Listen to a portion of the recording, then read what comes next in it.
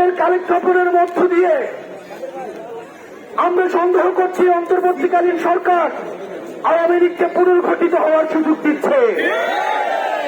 আপনারা দেখছেন অতীতের নয় সন্ত্রাসী কায়দায় আওয়ামী লীগ বিভিন্ন জায়গায় চোরাঘাত কুপ্তা হামলা চালাচ্ছে।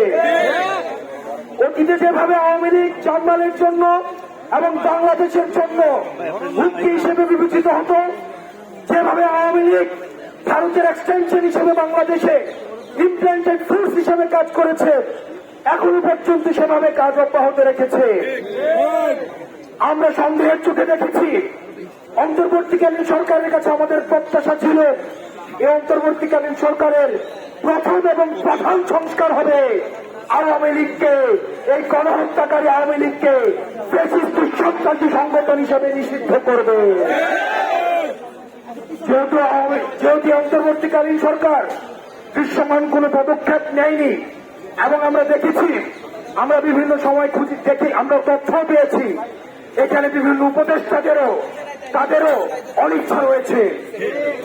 আমরা উপদেষ্টাদেরকে বলতে চাই, আপনারা ছাত্র নাগরিকের আপনারা রক্তের উপরে দাঁড়িয়ে উপদেষ্টা হয়েছে।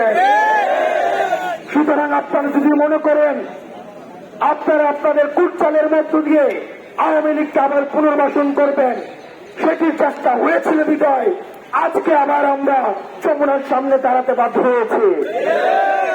ডক্টর মোহাম্মদ ইউনূস, আমরা আপনার কাছে শ্রদ্ধার সাথে আমরা আপনার কাছে বলতে চাই, শহীদদেরকে সাথে নিয়ে, শহীদদের পরিবারদেরকে সাথে নিয়ে, আহতদেরকে সাথে নিয়ে আমরা বলতে চাই আর কোন টাল বাহানা চলবে না।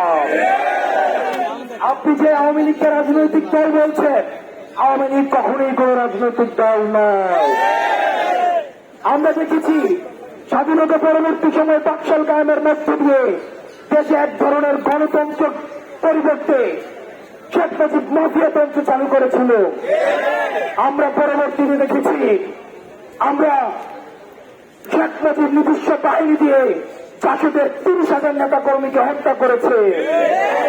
আমরা পরবর্তীতে দেখেছি কিভাবে নৃশংসভাবে আওয়ামী লীগের লুটতরাজের কারণে আমাদের ৭৪-এর বন্যায় 15 লক্ষ মানুষ মৃত্যুবরণ করেছে।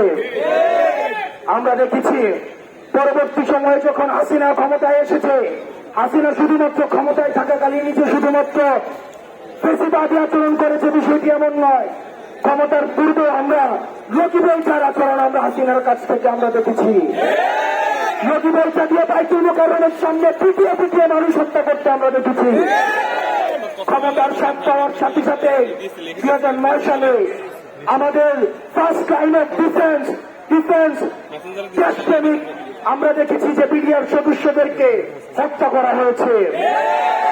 আমরা দেখেছি পরবর্তী সময়ে এই আওয়ামী লীগের হাতে রক্ত লেগে রয়েছে।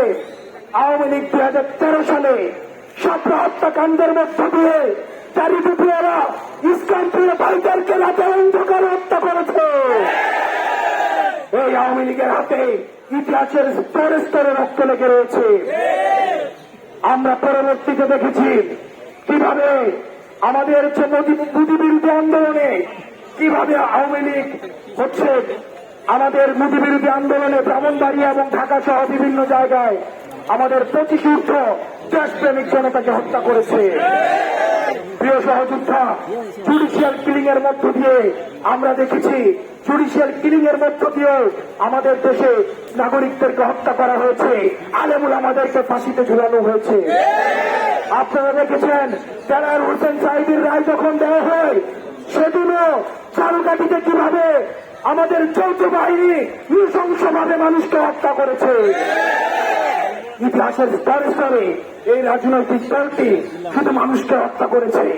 পরবর্তীতে আপনারা দেখেছেন 2034 সালে ছাত্র নাগরিকের উপরে ক্ষমতা টিকিয়ে রাখার জন্য কিভাবে হত্যা করে।